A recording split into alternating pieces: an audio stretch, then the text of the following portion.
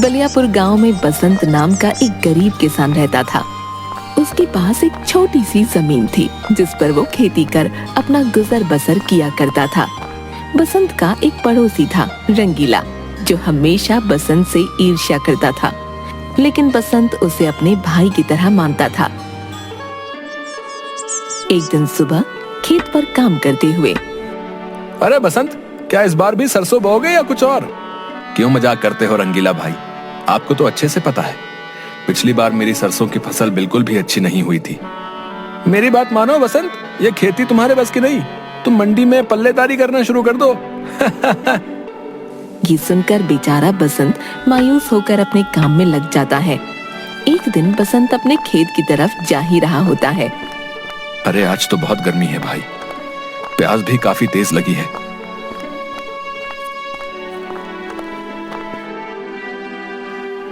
अरे वो रहा पानी। बसंत उस मटके में से पानी निकालता है और पीने लगता है। तभी उसे एक आवाज आती है, जो एक बूढ़ी अम्मा की होती है। अरे कोई है, यहाँ मुझे कोई पानी पिला दो, कोई पानी पिला दो। अरे ये किसकी आवाज आ रही है?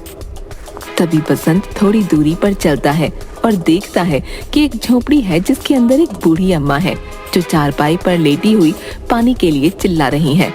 बसंत उसके पास जाता है। क्या हुआ अम्मा, तुम ठीक तो हो ना? बोलो अम्मा, मैं तुम्हारी क्या मदद कर सकता हूँ? बेटा, मैं कई दिनों से प्यासी हूँ, मुझे पानी पिला दो। अच्छा अम्मा, मैं अभी तुम्हारे लिए पानी लेकर आता हूँ। जिसके बाद बसंत वहीं उस घड़े के पास जाता है और उस अम्मा के लिए पानी लेकर आता है। ये लो अम्मा, पानी पी लो। बूढ़ी अम्मा वो पानी पीती है।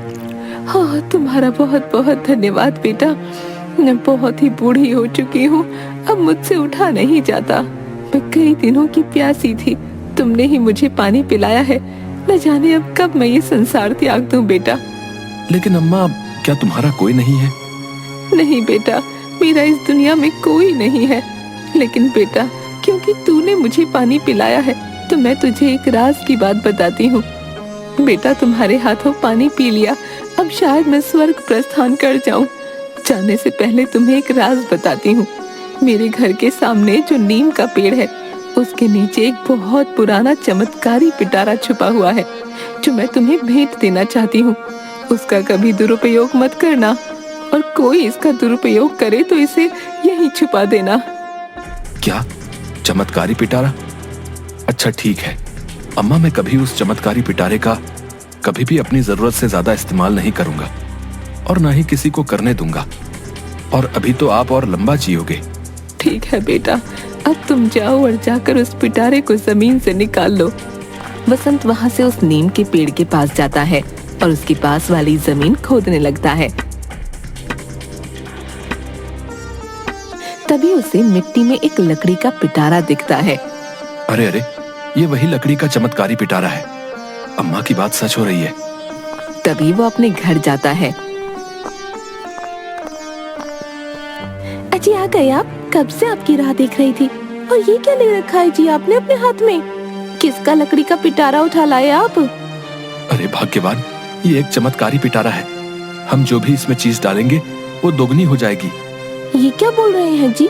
क्या सच में ऐसा हो सकता है? जी आप यहीं रुकिए, मैं अभी आती हूँ। थोड़ी देर बाद उसकी पत्नी अपने हाथ में एक मूंगफली का दाना लेकर आती है और उस लकड़ी के पिटारे में वो मूंगफली का दाना डाल देती है कि तभी उस बक्से में बहुत सारी मूंगफली आ जाती हैं। दोनों ये देखकर हैरान हो जाते हैं। देखा तुमने भाग्यवान, ये सच में एक चमत्कारी लकड़ी का पिटारा है।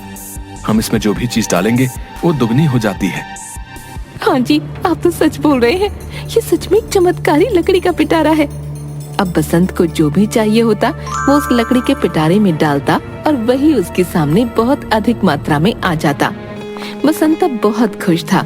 वो अब अपनी जिंदगी खुशहाली से बिता रहा था। लेकिन बसंत पिटारे का कभी गलत उपयोग नहीं करता था।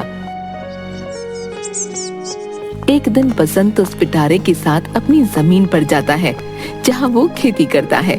अरे अभी मेरे गेहूं की फसल होने में तो काफी समय है, लेकिन घर पर तो गेहूं का एक भी दाना नहीं है। ऐसे में मैं आगे क्या करूंगा?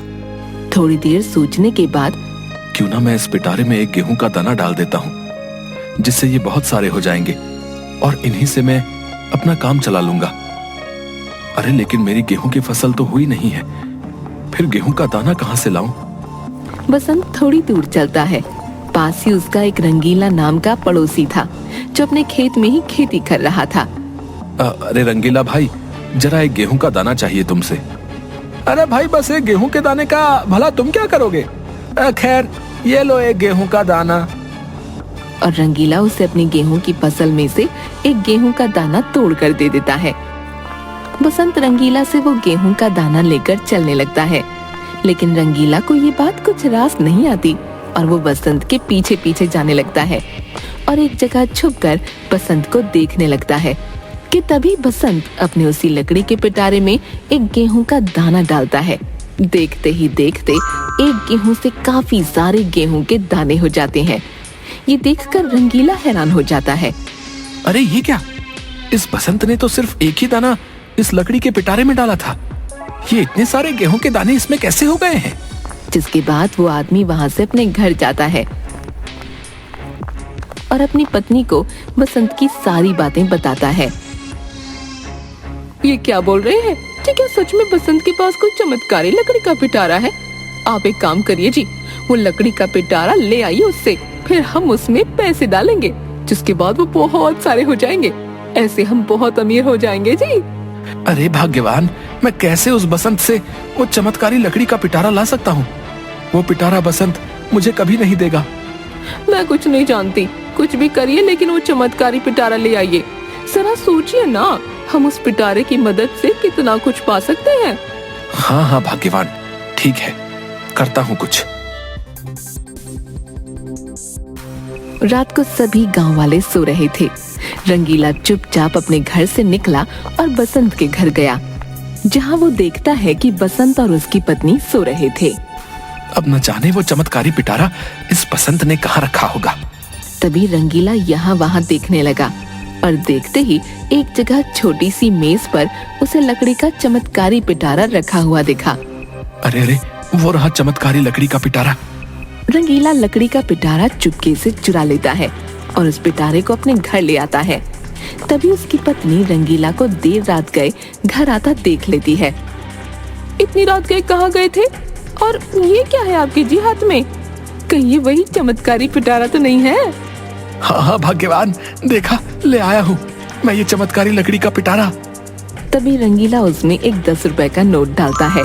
जैसे ही वो नोट उसमें डालता है, देखते ही देखते पिटारे में बहुत सारे नोट हो जाते हैं। अरे देखिए जी, कितने सारे पैसे हो गए हमारे पास। अब तो हम इस गांव में सबसे अमीर हो जाएंगे। हाय, अब कोई भी इस गांव में हमसे ऊंची आवाज में बात नहीं कर पाएगा और अब आपको पूरा दिन गधों की तरह खेत में मेहनत करने की भी जरूरत नहीं होगी। अब तो मैं इन पैसों से बहुत सारे गहने लूंगी। हाय रे, अब हमारे पास कितने सारे पैसे होंगे। हाय हाय हाय, अब तो हमें अमीर होने से कोई नहीं रोक सकता जी।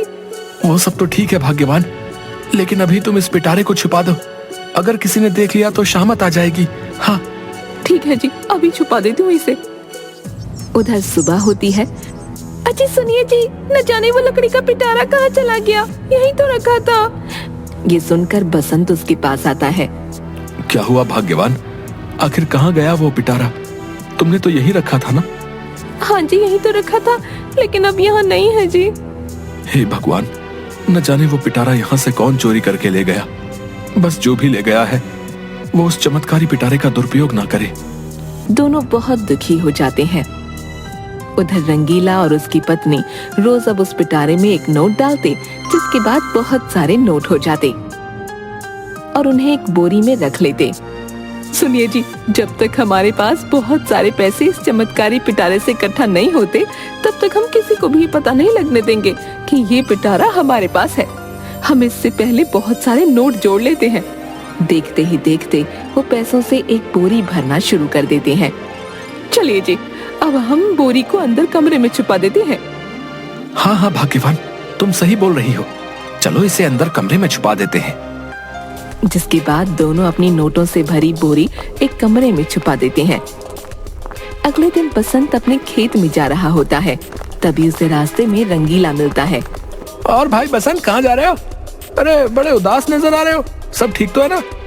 हाँ भाई, सब ठीक है। तुम बताओ, तुम्हारी फसल कैसी रही? इस बार तो और भी ज्यादा अच्छी हुई होगी।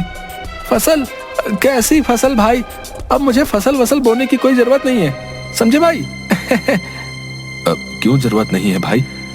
अरे ये क्या बोल दिया मैंने, कहीं इस बसंत को मुझ पर संदेह ना हो जाए। अरे नहीं नहीं, मैं तो ऐसे ही मजाक में बोल रहा था। जरूरत क्यों नहीं होगी भाई, बिल्कुल होगी। वही तो इकलौता सहारा है हमारा। आखिर एक एक पैसा तो फसल की बुआई से ही आता है अपने पास, है ना? अच्छा बसंत, अब मैं चलता हूँ, है? जिसके बाद रंगीला वहाँ से चला जाता है, लेकिन बसंत को उसकी बातें कुछ रास नहीं आती। आखिर इस रंगीला ने ऐसा क्यों बोला कि उसे अब फसल की कोई जरूरत नहीं है? कहीं इसी ने तो वो चमत्कारी पिटारा नहीं चुराया? हे भगवान, अगर इसी ने वो पिटारा चुराया होगा तो ये जरूर उसका गलत इस्तेमाल करेगा। अब मैं क्या करूं? मुझे वो पिटारा जमीन से निकालना ही नहीं चाहिए था। बसंत बहुत सोच में पड़ जाता है। तभी बसंत रंगीला के घर जाता है। तभी रंगीला बसंत को देखकर थोड़ा चौंक जाता है। अरे अरे बसंत भाई, कैसे आना हुआ तुम्हारा? सब ठीक तो है ना? अरे हाँ हाँ भाई, सब ठीक है। मैं यहाँ से गुजर रहा था तो सोचा तुमसे मिलता चलूं भैया। अच्छा, मुझसे मिलने आए हो? अच्छा कोई बात नहीं भैया, आओ आओ, बैठो बैठो। बसंत वहीं एक चारपाई पर बैठ जाता है। अरे भाई, जरा एक गिलास पानी तो पिलाना। हाँ हाँ भाई, क्यों नहीं, अभी लाता हूँ। रंगीला जैसे ही अंदर जाता है, तभी बसंत इधर उधर देखता है। उसे एक बंद कमरा दिखता है। बसंत उस कमरे के पास जाता है और उसकी खिड़की से झांक कर देखता है। अंदर उसे चमत्कारी पिटारा दिखता है। ये देखकर बसंत चौंक जाता है। अरे इसका मतलब इस रंगीला ने ही मेरे घर से चमत्कारी पिटारा चुराया है। तभी ये रंगीला बोल रहा था कि अब इसे खेती करने की कोई जरूरत नहीं है। हे भगवान, ये जरूर इस चमत्कारी पिटारे का दुरुपयोग करेगा। मुझे यहाँ से ये पिटारा ले जाना होगा और वापस उसी नीम के पेड़ की जमीन के नीचे छुपाना होगा। तभी बसंत वहाँ से चला जाता है और रात को वापस रंगीला के घर जाकर वो पिटारा चुरा लेता है। बूढ़ी अम्मा ने कहा था कि इस चमत्कारी पिटारे का दुरुपयोग नहीं होना चाहिए, इसलिए अब मैं इसे वापस वहीं दफना दूंगा। बसंत उसी जगह में जाकर फिर से मिट्टी के अंदर उस चमत्कारी पिटारे को छुपा देता है। उधर सुबह होती है। रंगीला देखता है कि जिस कमरे में उसने पिटारा रखा था वो वहाँ पर नहीं था। अरे अरे, कहाँ गया वो पिटारा? आखिर कहाँ गया वो पिटारा? हे भगवान, पिटारा तो यहीं रखा था, कहाँ चला गया? क्या हो गया जी, क्यों चिल्ला रहे हो? अरे भाग्यवान, वो पिटारा नहीं मिल रहा है। लगता है कोई उसे यहाँ से ले गया है। ये क्या बोल रहे हो आप? हाय रे, हे भगवान, अब हम और पैसे नहीं इकट्ठा कर पाएंगे। अब तो पिटारा चला गया जी। हाय हाय हाय। चुप हो जाओ भाग्यवान, जितने पैसे हमने बोरी में इकट्ठा किए हैं, चलो उन्हें ही बाहर निकालते हैं। अब और पैसे तो आने से रहे।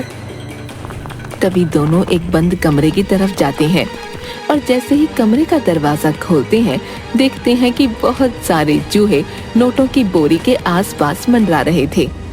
अरे अरे, ये चूहे कहाँ से आ गए जी? तभी रंगीला नोटों की बोरी खोलता है तो दोनों हैरान रह जाते हैं। उन नोटों को चूहे कुतर चुके थे। अरे अरे, ये क्या हो गया जी? हमारे सारे पैसे तो ये चूहे कुतर गए। ये कैसे हो गया जी? हाय हाय हाय, हम तो बर्बाद हो गए जी। हाय, हमारे ज्यादा पैसे पाने की लालच ने हमें ले डूबा जी। जिसके बाद दोनों रोने लगते हैं जोर जोर से। किसी ने सच ही कहा है, गलत तरीके से अर्जित किया हुआ धन कभी काम नहीं आता।